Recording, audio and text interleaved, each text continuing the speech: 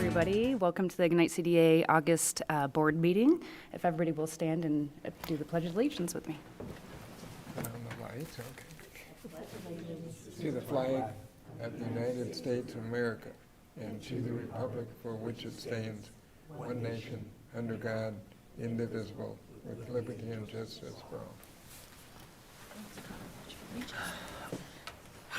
Do we have anybody on Zoom? No? Okay. And now is time for public comment. Is there any public comment? Seeing none, I will offer a motion to approve the consent calendar. I'll make that motion to approve the consent calendar, which includes the approval of the July 19, 23 board meeting minutes, the approval of payables as submitted, and approval of the district monthly financial statements. Second. Okay, we have a first and a second. Any discussion? All in favor? Aye. Any opposed? Okay, motion carries. Now we have a presentation by Coeur d'Alene Economic Development Corporation. Jenny, can you please step to the podium? All right. I think Tony attached the why economic development matters information in your pockets. Okay. So I'm just going to do highlights because I know you guys have a lot of things to finish in your meeting. So our vision and mission, we just redid it just a little while ago, but it didn't change. We just kind of shortened the sentences. For a while there, it looked like William Faulkner sentences that we had that were like, pages long kind of stuff. But anyway, so it's still the same. So our vision is still to a thriving economy and strong employment base in Kootenai County region and to collaboratively advance job growth and prosperity. Our objectives are still the same. We want to foster industry diversification. Two ways we do that is by helping existing companies as well as the bringing in new companies to the area. We advance the workforce and we engage in current community challenges. Even since our inception, there's always been community challenges that we're a part of. At this point, of course, it's housing and talent that's been a major issue for all of us. So on the top right corner, my right and my left, even though it's really easy, my kids tease me about it because they always go, other left, Mom. So if I give you the wrong direction, that's what it is. And Councilmember Evans in English, you guys just heard this, so apologies for that, but okay, so since 2015, we've helped 67 companies create jobs. We actually helped significantly more businesses than that. Those particular 67 created 3,500 jobs. Payroll on the low end of about 182 million, on the high end of about 182 million, 116.5 on the low end. And actually, none of the ones for recruiting pay 16 anymore. They're usually in the $18 to $20 range in order to be very competitive. They are bringing in about $253 million in capital investment into the region, and they will pay about $1.7 million in taxes. If you look at some of the charts we have, you can see that the state's growth regional product is growing, and so is ours going at the same rate, which is always a good thing because we were not always growing in sync with the state. Average wages in the areas have grown from about $16.14 to about $24.36. Let me, however, qualify that still does not allow people to really buy homes. It's the price of homes have gone up significantly more than the wages.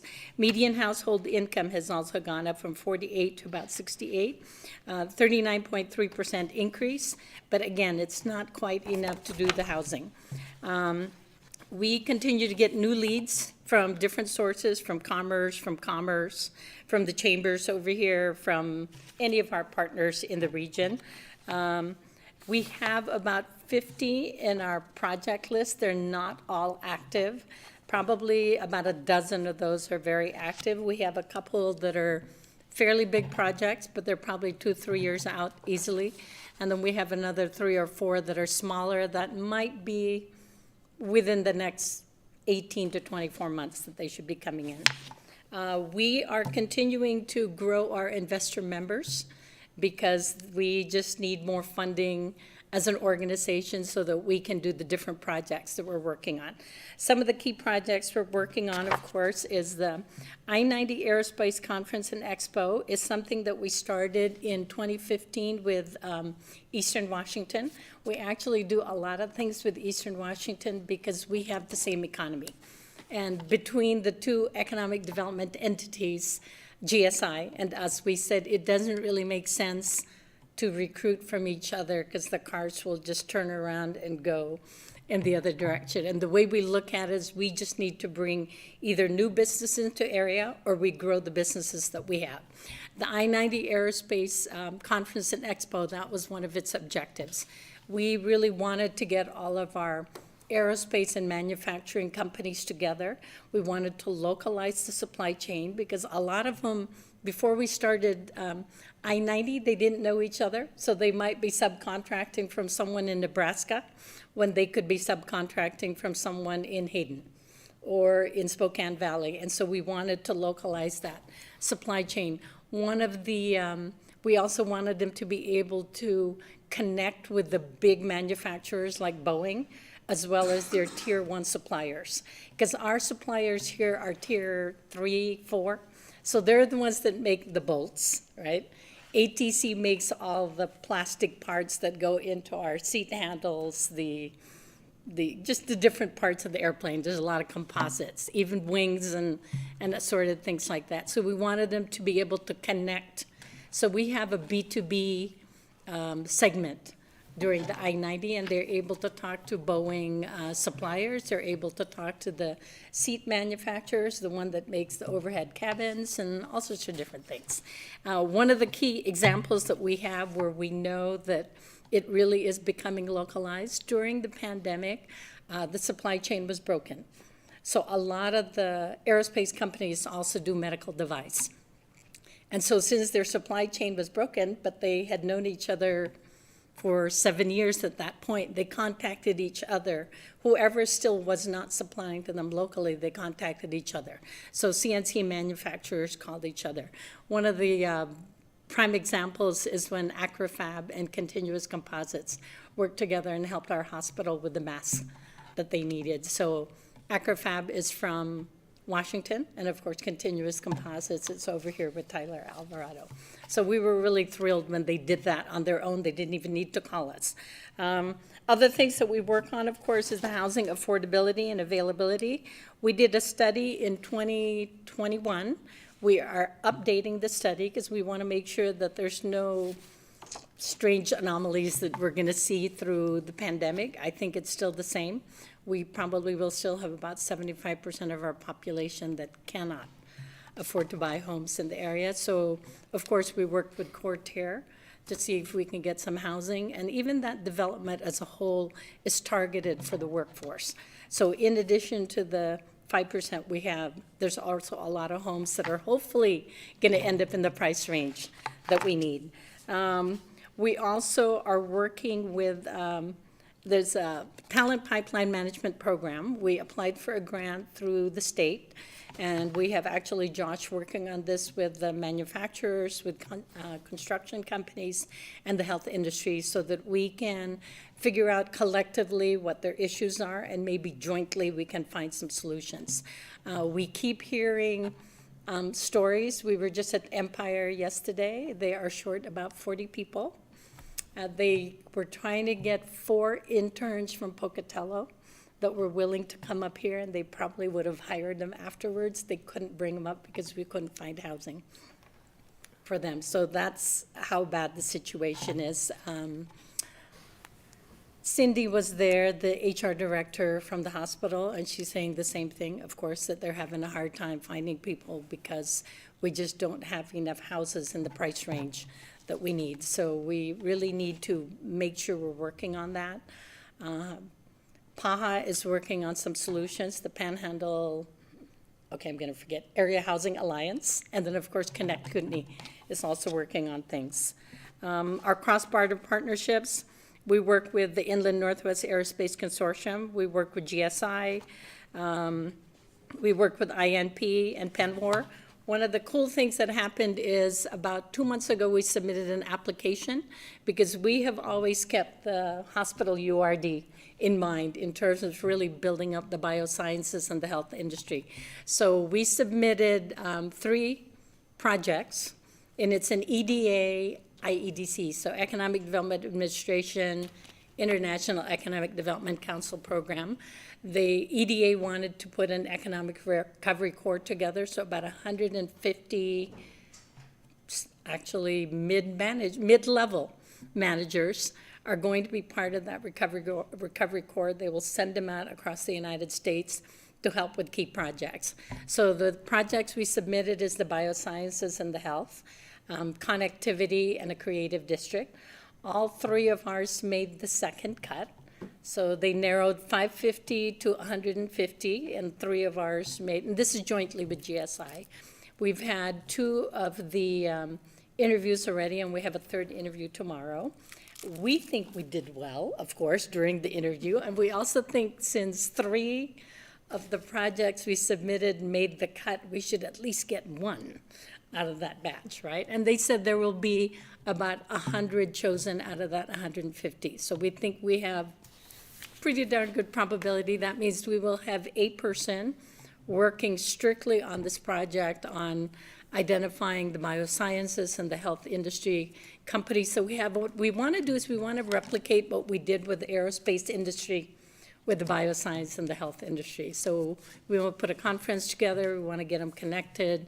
We want them to be able to vertically and horizontally make the supply chain work for everybody. So those are the key highlights. Do you have any questions for me? Any questions?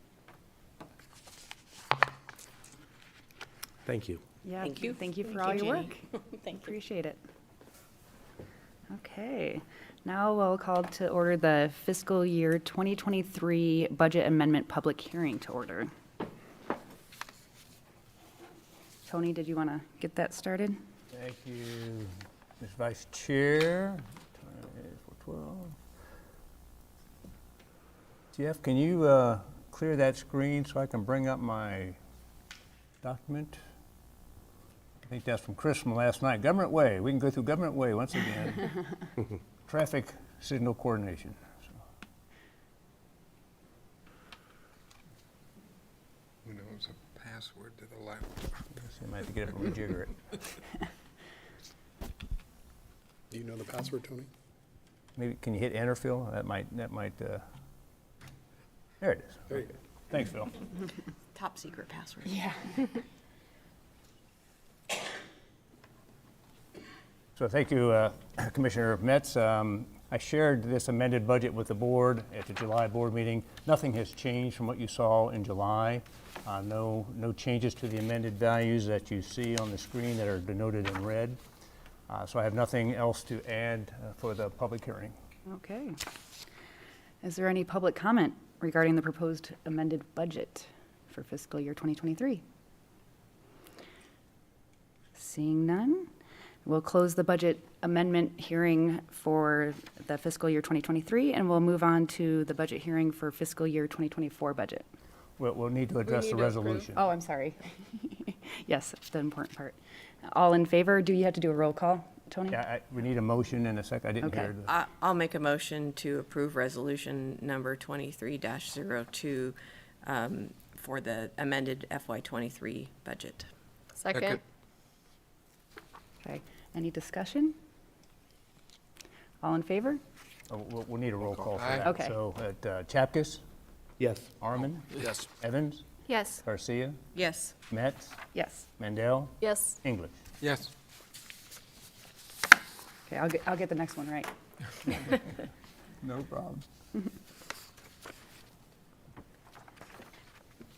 So now we will close the 2023 budget amendment hearing and open the fiscal 2024 budget hearing. So once again, Commissioner Metz, I shared this budget with the board in July, went through it in some detail. Nothing has changed from what the board saw in July, so I would stand for any questions, but no new information to provide. Madam Chair. Vice Chair. Tony, can you remind me, please, of, in the River District, the agency-funded programs of approximately 1.9 million, what those are in In the the River District? River District? I forgot. See if I can dig that up real fast here.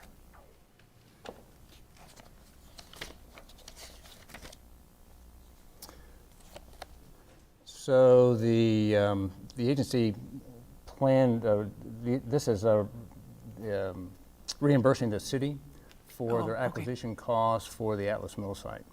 Okay, So those, we are carried over from FY '23 to FY '24, so we do have in the budget this year to go ahead and reimburse the city for those investments. okay. Thank you very much. Tony, that's also the $4.3 million in the Atlas site also, correct? Right, and the Atlas District does not include any reimbursement to the city in FY '24.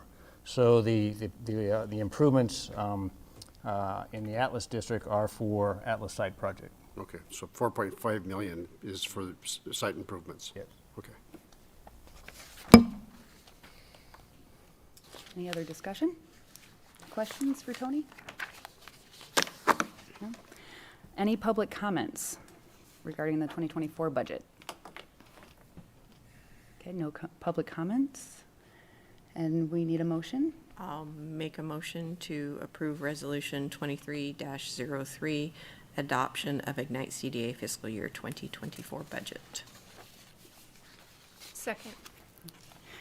Okay, any further discussion? No? Roll call, please. Roll call, Chapkus? Yes. Arman? Yes. Evans? Yes. Garcia? Yes. Metz? Yes. Mendel? Yes. England? Yes.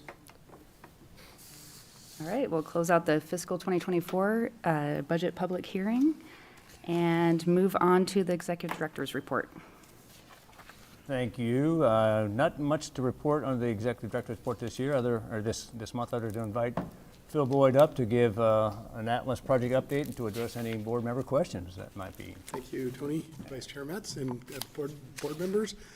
Short report from me as well, because there's not a lot of construction happening out at the Atlas site. To refresh the board's memory, when the SMOCs were successful at acquiring Area 6, 9 through 16, they wanted to make some changes. So we had to step back, redesign some utilities, replat a portion of the project. So we negotiated a removal from the site of La Riviere, so they've gone away. What comes with that is, since we negotiated kind of a no immediate cost change with that, they get to pick when they come back. And when I say pick, they're scheduled to be back just after Labor Day. They'll work through the underground infrastructure, start working on the concrete, and then come back in the spring to put in the landscaping and pave the site out, which works with SMOC, and so we won't be impeding any of their work that's happening there. So that's kind of what's happening on that part of the site, if there's any board questions. In phase 3, we've talked a little bit about this before.